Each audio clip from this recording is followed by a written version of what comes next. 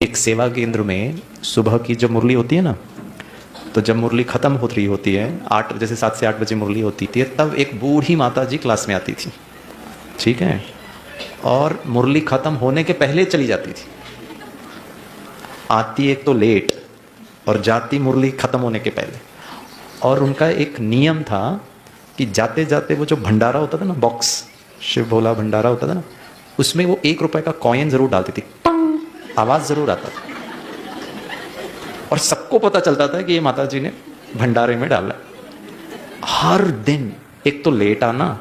ऊपर से क्लास के पहले जाना, और वो तो भाई बहनों ने वहाँ के जो निमित्त थे, एक भाई साहब थे, दीदी भी थे, उनको कहा कि ये माता जी को थोड़ा समझाओ कि एक तो लेट आती हैं और जल्दी जाती हैं, ऊपर से वो ठीक नहीं है। तो भाई साहब ने कहा ठीक है मैं बात करता हूँ।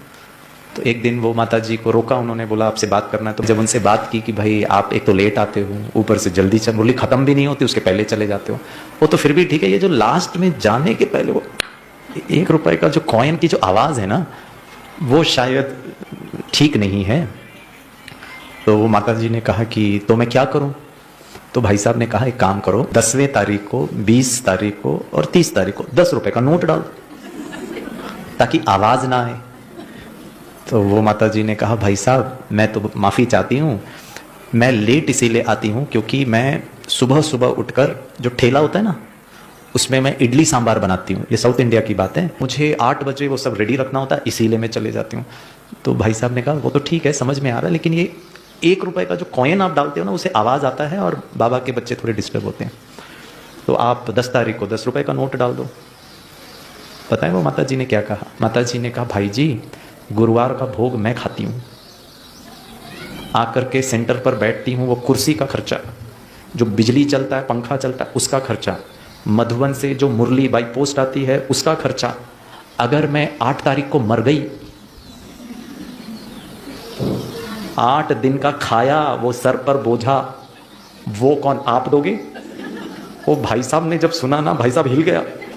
ये माता जी ठेले पे इडली बेचती है, क्या उसकी महीन बुद्धि बाबा के साथ, बाबा के स्नेह का, ब्राह्मण परिवार का, दीदियों का, निमित्त का रिटर्न कब देंगे?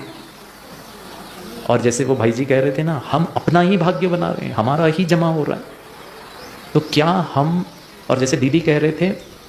ब्राह्मण संसार की रचना का आधार ही संकल्प है, बस संकल्प करिए, हुआ पड़ा है।